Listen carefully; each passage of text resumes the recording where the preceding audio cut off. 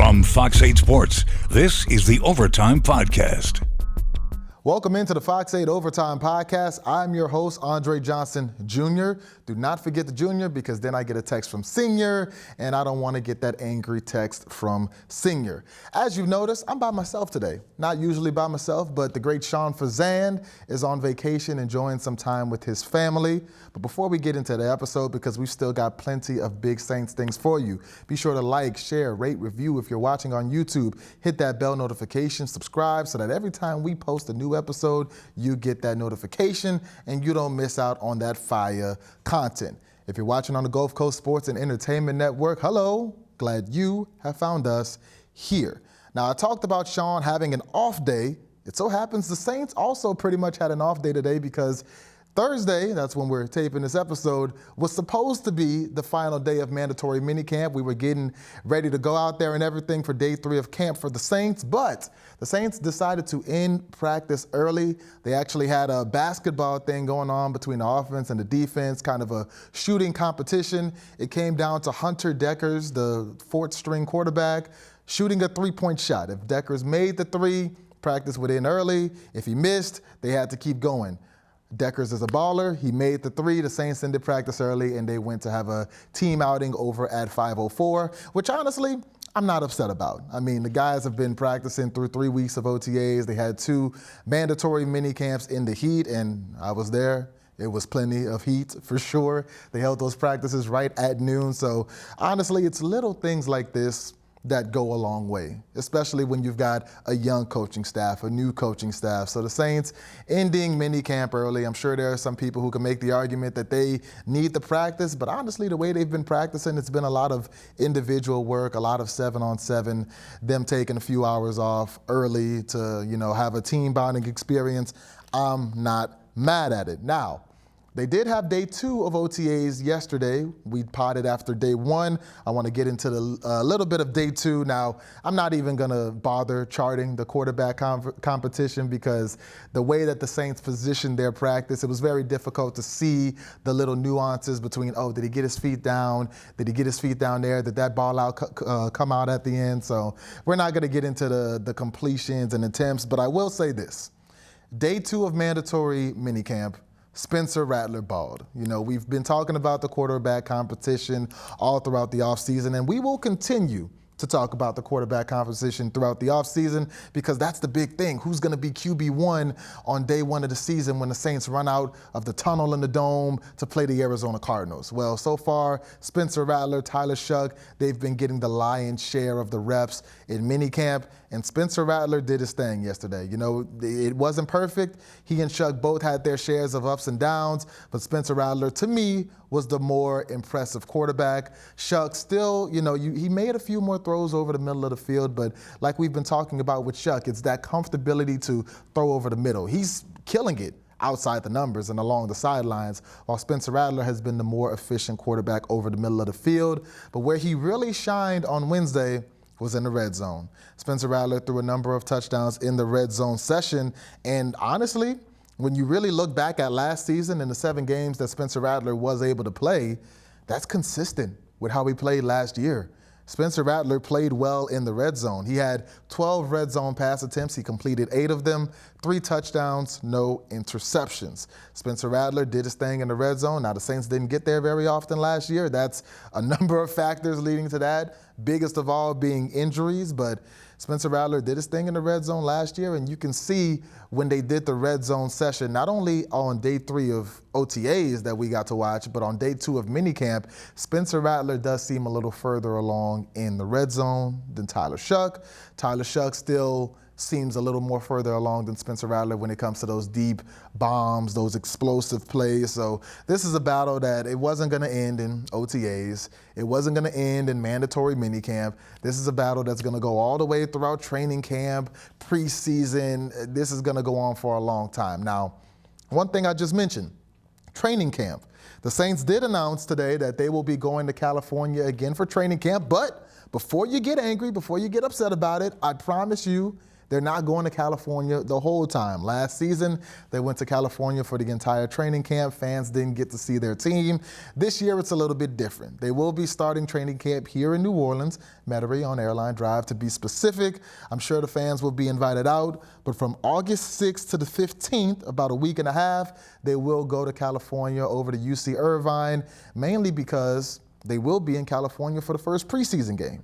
They play against the Chargers. So to prepare for that game, they're going to go to California a little early.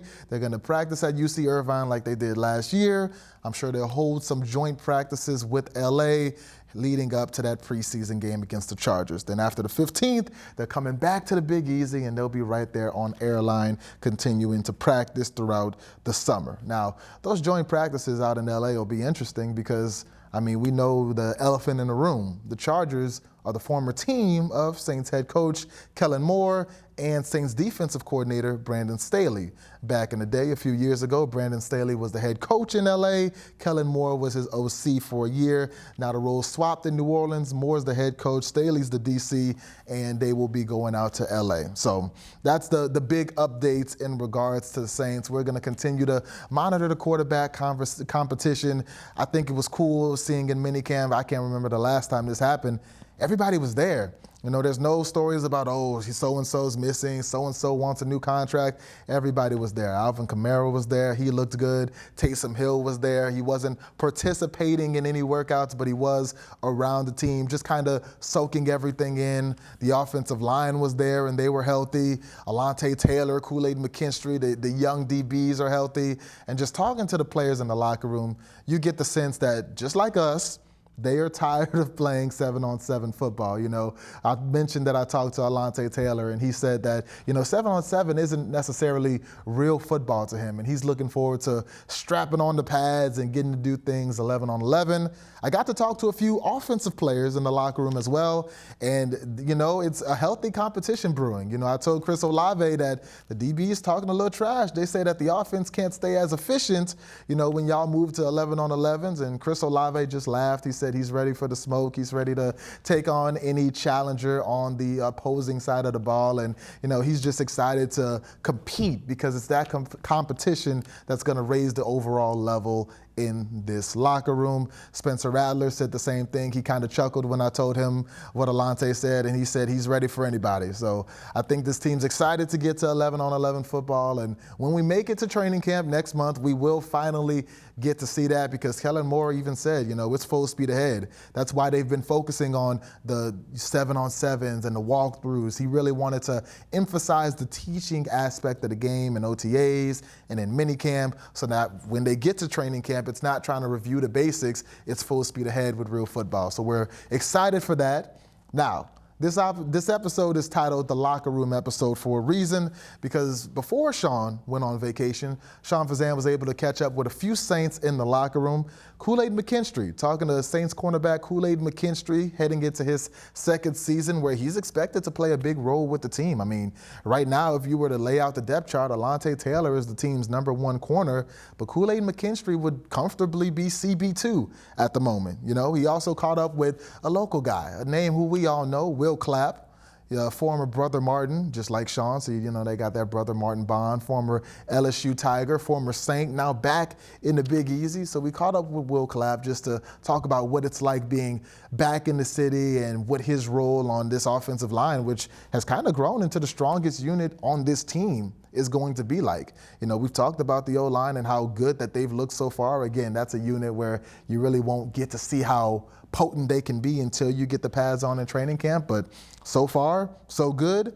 And he also caught up with the rookie, Jonas Sanker, the safety, who was the one who picked off Spencer Rattler on day one of OTAs. Spencer Rattler looking left, trying to hit kind of an out route. Jonas Sanker kind of hid underneath, jumped it at the last second and picked it off. We were able to catch up with him on talk about how he felt intercepting the young quarterback Spencer Rattler. So now we're going to get to those interviews along with some other sound from guys like Cam Jordan, Alvin Kamara, Chris Olave, some of your favorite Saints.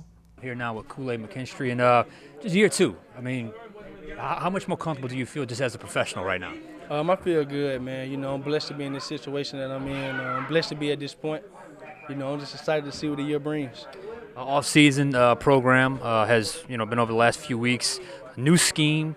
What has stood out about Brandon Staley's scheme to you in the first couple of weeks of OTAs? I feel like I'm very comfortable in this scheme. It's kind of similar to the scheme I played in college. Very similar, actually. So, I feel like I'm going to excel in this scheme for sure. What did they tell you just in terms of their vision for you this year? Because obviously this staff did not draft you. So what did they tell you in terms of their vision for you this year?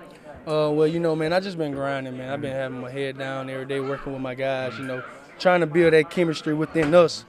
I would say, just trying to grind, learn the plays, learn the techniques, learn how to do things the right way in this defense. And I feel like that'll open up ways for us to be able to find our own role in defense, where everyone will be able to know their role based off knowing what we're doing, knowing the plays, and knowing the positions. Looked like you're getting quite a bit of first-team reps. It's a little bit we've been able to see. You got Alante, a youngish type player. Your second-year pro. They got Quincy Riley, who's a rookie. But you also got a mix of guys like Ugo, Ike Adam. The cornerback room looks like it's like a nice mix of young and veteran-type players. How has that blended in so well? I mean, how's that blended in so far this offseason program? I feel like it blended in well. Like I said, we're building that chemistry. We also got Region Wright. Rico also in the cornerback room, good guys, man. I feel like our cornerback room is very special.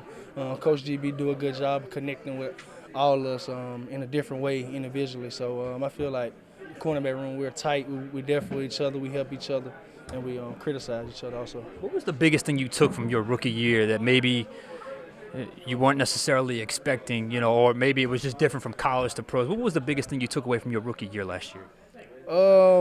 I would say the biggest thing I learned from rookie year going into this year would say, just actually eating the right things day by day. I would say that's my biggest thing that I took into going into this year, making sure that I'm eating the right things, no matter if it's even a snack, making sure it's the right snack for the proper calories that I need. And I guess last question here. I'm not sure what the perception is of the team around the NFL right now, but do you guys think that maybe you can surprise some people this year? Time will tell, man. We hard workers, man. We got winners on our team, so time will tell, man. All right, Kool Aid, thank you so much. Joined now by former Saint, reunited Saint, Will Clapp, Brother Martin, LSU, New Orleans Saints. You live like the local kid's dream here. Let's start right there. When's the last time you've been to see the alma mater? It's been a minute. Yeah. I think I went to a basketball game last year, Yeah. but other than that, man, Been a while. assuming we're talking about Brother Martin, because We we're are New talking- Orleans, well, yes, New Orleans guys. We assume, Yes. high school first. Exactly. All right, well, let me stay right there because Brother Martin, I look over there, I see a Jesuit guy in Foster Moreau. I look over there, I see a St. Aug guy and Tyron Matthew. Look on the coaching staff, I see an Archbishop Shaw guy and Terry Joseph. Any little Catholic League camaraderie going on in this locker room right now?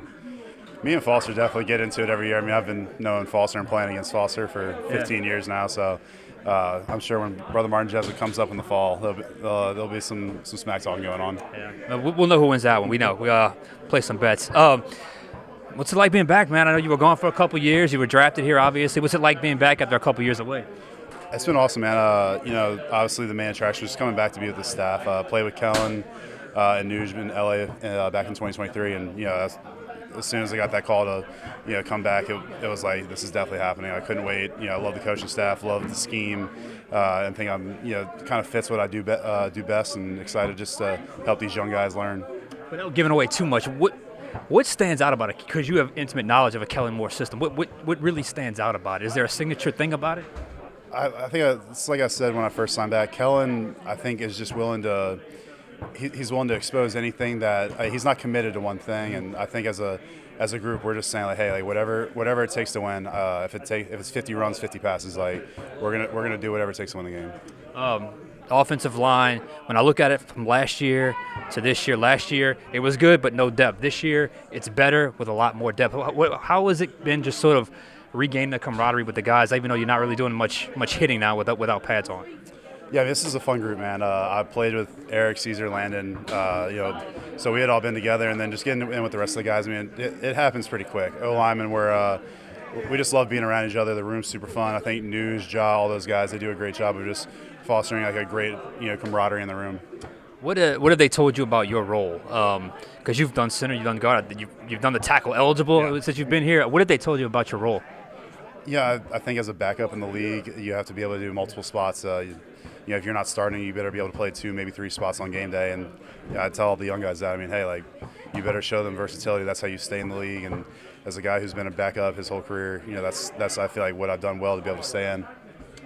You got here. It was Drew's team. A lot has changed since then. Now that you're back, what have been your impressions of the two young guys? Not rookie, one rookie and one second-year guy, and obviously Jake Haener as well, at quarterback.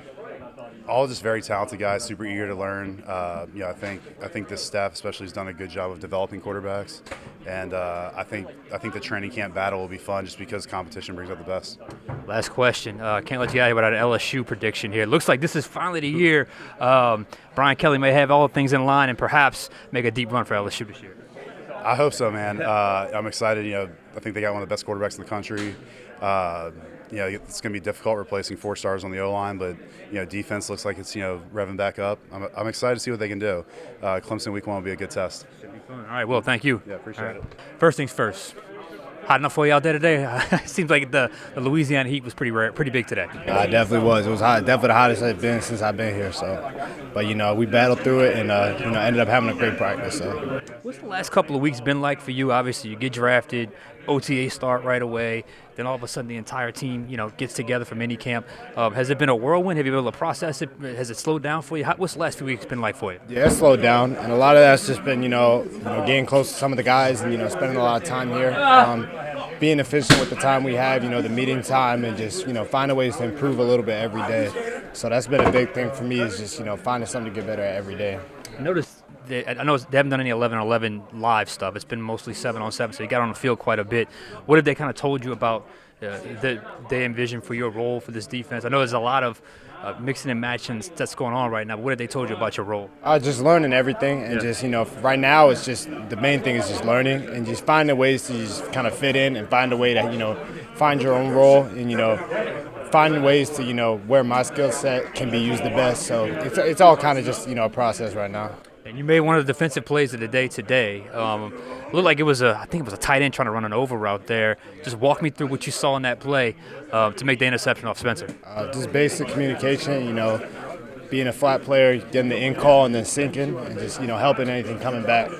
I think you kind of rose up. I think you kind of appeared out of nowhere on him when he made that throw. I don't think he saw you right there. So just talk to me about just the instincts and making plays like that, because honestly in the NFL, plays like that are what change games. Yeah, just ultimately just doing your job, not trying to do too much and trying to just, understanding that, quarterbacks are throwing the spots on the field.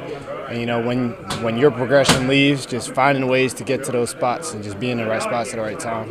And last question, what has been your feeling on just the adapting to an NFL scheme? Has it been that much different? Has it been pretty similar to what you've known in the past? What's it like adapting to an NFL scheme? Yeah, it's been a little different, but, we saw some of it in college a little bit, but, for the most part, I've watched NFL my whole life growing up, so, still having that, general knowledge definitely helps a lot of just, having a good idea, already having played on the field, playing against Pitt and some of those other schools who play on NFL fields, you kind of get to see that a little earlier, but, everything's been pretty smooth transitioning. Appreciate your time. Thank you. All right. What's the story behind the hair, Cam? Honestly, I thought I was going to cut it off. And then I was like, let's have some fun with it. So this is my version of fun. I wanted to be a Valerian. I was like Cordalis Valerian. I was like House of Dragons. Started watching that this last couple weeks. And I was like, you know what? This guy got something going on. Now, granted, I thought I was going to do the beard too. I didn't like the way the fumes was rising. You know what I'm saying? So I kept it exactly where I wanted to. I think I want to go lighter, but at the same time, no, I think this is me. We'll see how long it lasts. You've been here long enough to know how hot it gets out here. How was it out there today? Today was a good welcoming. I wouldn't say it's the hottest day, but by no means was it a cool one. I love a little sweltering heat for the first day.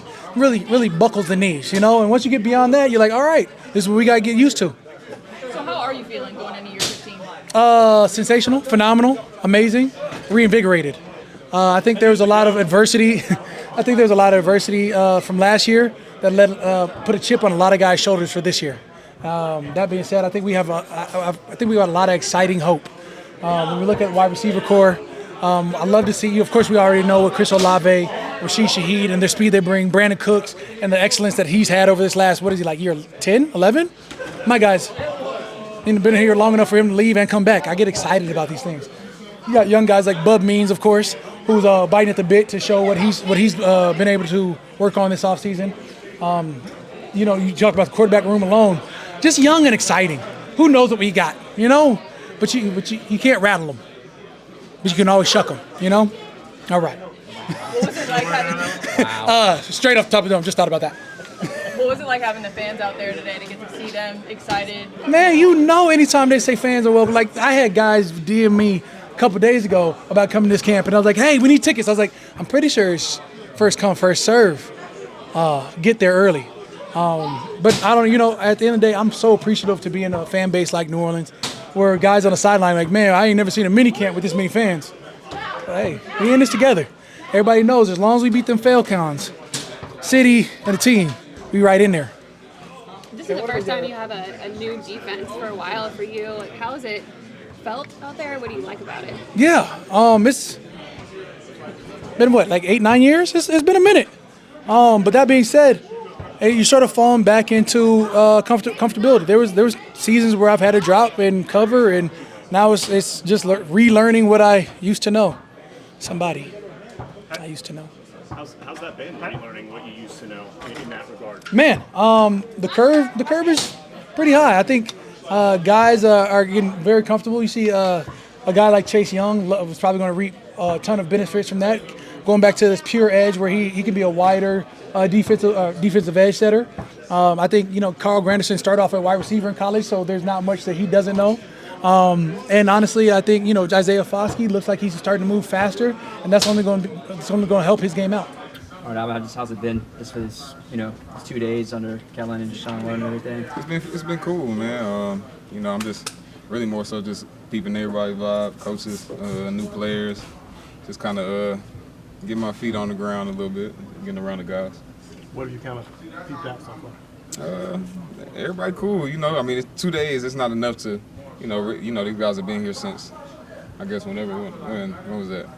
I don't know when the OTA started, but they've been here grinding. Everybody been gelling. So, a lot of guys been here, obviously, that I know. And then, you just kind of try to talk to and kind of interact with some of the newer guys. And then, obviously, pretty much the whole staff is new. So, kind of just slowly kind of working with them a little bit. How different is it for you just to be with these younger quarterbacks? You used to being veteran guys. Yeah, it's different. Like I said, 2 days isn't really enough time to tell, but, just getting out there. I know they've been working. Spencer obviously was with Spencer, and then Tyler. They doing what they got to do. They working, they learning, they're receptive. They're just trying to get it in. So we'll see. How have the vibes been, Alvin? I know you haven't been around that much, but how's it been just from what you've seen and just learning from the coaches and just being around so far? It's cool. It's cool. I think bringing a new kind of different energy to the team that I've been on my whole career, obviously. So it's kind of been the same since I got here. So now a change coming in. It's different, I got to kind of train my mind to be like, all right, I can't look at how things used to be done. I got to kind of get with this. So it's not hard, but again, 2 days. It's cool, but we'll see during camp. Before you talked about before with the quarterbacks, how much do you think your talent and experience can help young QBs early in an off season?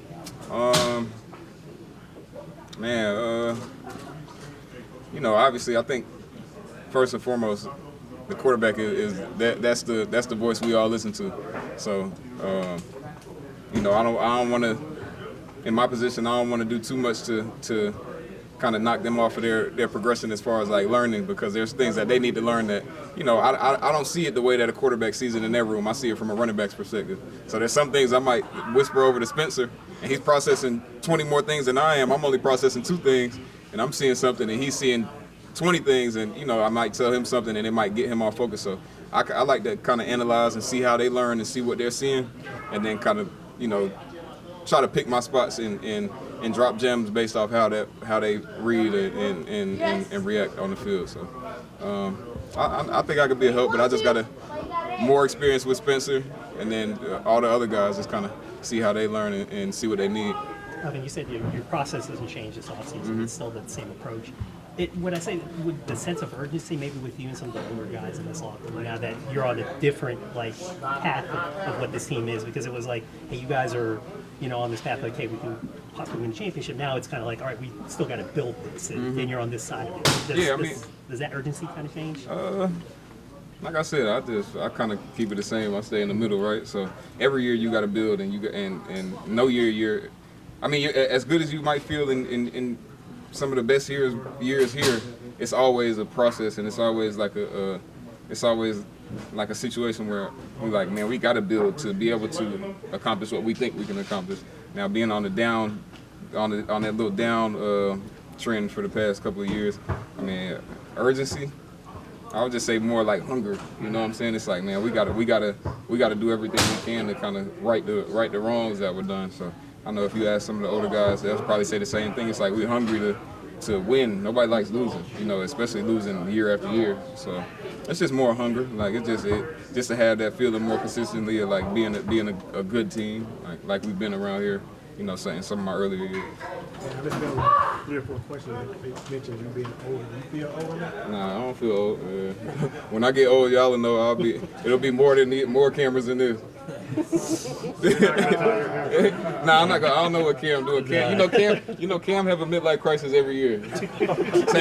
Changes hair, changes mustache, and it's not even the real midlife crisis. He's just being Cam.